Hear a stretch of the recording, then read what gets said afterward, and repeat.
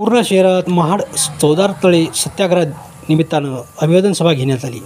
यावेळी बनते पयावंश बनते पयासार प्रकाशदादा कांबळे, उत्तमभैया खंदारे, चक्रवर्ती वाघमारे, हर्षवर्धन गायकवाड, दादाराव पंडित, साहेबराव सोनवणे, श्यामराव जोगदंड, मुगाजी खंदारे, अमृतराव मोरे, गौतम देपके, त्र्यंबक कांबळे, अतुल गवळे, मिलिंद कांबळे, प्रवीण कनकुटे, बाबाराव वाघमारे, जोंधळे साहेब, विजय जोंधळे, विजय बगाटे, अमृत कराळे, गौतम वाघमारे, वीरेश कसबे, गौतम ढवळे, कापुरे सह आदींची उपस्थिती होती। यावेळी महाड चौदार तळे सत्याग्रहावर प्रकाशदादा कांबळे यांनी प्रकाश टाकत इतिहासाची उजळणी केली। कार्यक्रमाचे सूत्रसंचालन व आभार श्रीकांत हिवाळे सर यांनी मानले। आज पूर्ण 98 वर्ष होत आहे। 98 वर्षापूर्वी डॉक्टर बाबासाहेब आंबेडकरांनी महाडचा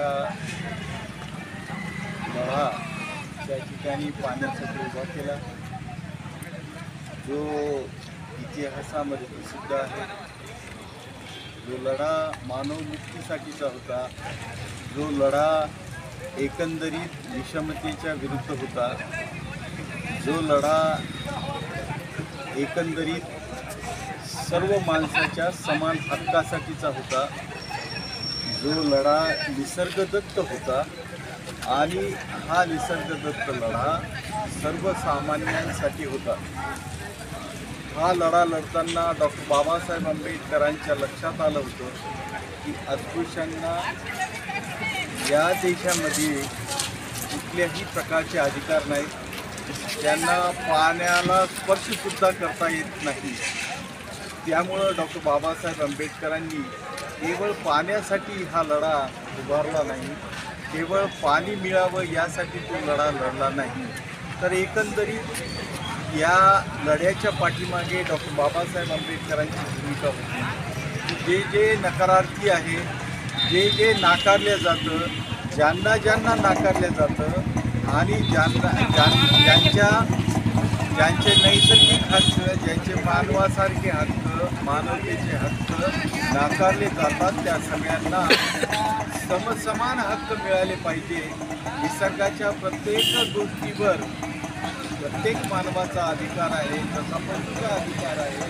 पशु हे सर्वत्र निसर्गाच्या वातावरणामध्ये वावरत असतात, मानवसुद्धा तशाच प्रकारे वावरले पाहिजे आणि त्यांना सगळ्या प्रकारच्या सुविधा, सगळ्या प्रकारचे हक्क त्यांना मिळाले पाहिजे। यासाठीचा लढा डॉक्टर बाबासाहेब आंबेडकरांनी 20 मार्च 1927ला सुरू केला।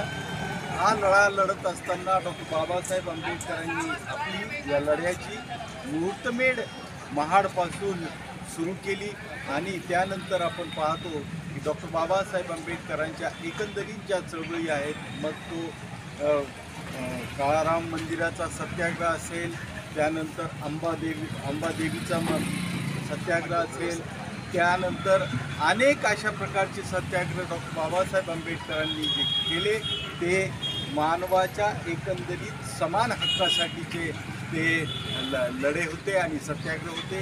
त्या सत्याग्रहामध्ये डॉक्टर बाबासाहेब आंबेडकरांना अभूतपूर्व असा देशातून पाठिंबा मिळालेला आपण पाहतो। असा एकही नेता आमच्या नजरेमध्ये येत नाही किंवा वाचनामध्ये सुद्धा येत नाही की जेवढा मोठा प्रतिसाद डॉक्टर बाबासाहेब आंबेडकरांना त्या काळामध्ये त्यांच्या सत्याग्रहाला, त्यांच्या आंदोलनाला मिळालेला आहे। डॉक्टर बाबासाहेब आंबेडकरांनी शब्द जर काढला तर तो शब्द झेलण्यासाठी आणि त्या शब्दाची आन बान राखण्यासाठी हजारो आणि लाखो लोक त्या ठिकाणी सज्ज असायचे आणि त्यामुळेच मला असं वाटतं की डॉक्टर बाबासाहेब आंबेडकरांवर निष्ठा, नियत आणि नियम या सगळ्या गोष्टी अर्पण होत्या आणि बाबासाहेबांच्या एकंदरीत जो जीवन प्रवास आहे त्यामध्ये डॉक्टर बाबासाहेब आंबेडकरांनी आंदोलनाच्या माध्यमाने हेही आंदोलन करत असताना डॉक्टर बाबासाहेब आंबेडकरांनी कुठेही कुणाची हानी होईल, कुणाचा रक्तपात होईल, कुणाला रक्त सांडावं लागेल, कुणाला कुठल्याची व्यक्तिगत अथवा सामाजिक स्वरूपाची नुकसान होईल, अशा प्रकारचं कोणतंही कृत्य डॉक्टर बाबासाहेब आंबेडकरांच्या आंदोलनातून दिसत नाही। ही एक मला असं वाटतं भारतीयांच्या एकंदरीत लढ्यासाठी ही एक मार्गदर्शक तत्त्वे आहेत आणि आजच्या या काळामध्ये जेव्हा देश नाचल्या जातोय, देश जातीमध्ये धर्माधर्मामध्ये नाचवण्याचा प्रयत्न होतोय, देशामध्ये या ठिकाणी वास्तव्य प्रस्थापित करावं आणि या देशामध्ये राहायचं असेल तर त्याच धर्माच्या आधारावर लढावं लागणार आहे, सत्याग्रह करावे लागणार आहे, प्रसंगी रस्त्यावरची लढाईसुद्धा आम्हाला लढावी लागणार आहे. या सगळ्या लढायांमध्ये 20 मार्च 1927ला जो डॉक्टर बाबासाहेब आंबेडकरांनी सत्याग्रह सुरू केला आणि आयुष्यभर ते लढत राहिले, त्यांची जी मार्गदर्शक तत्त्व आहे ती आपल्याला या पुढच्या काळामध्ये मार्गदर्शक ठरतील. त्यासाठी सगळ्यांनी या लढ्यासाठी नम्रपणे अभिवादन करावं आणि डॉक्टर बाबासाहेब आंबेडकरांच्या मुक्तीचे सगळे मार्ग आपण आत्मसात करावेत, अशा प्रकारचं विनम्र आवाहन या ठिकाणी करतो. थांबतो. जय भीम.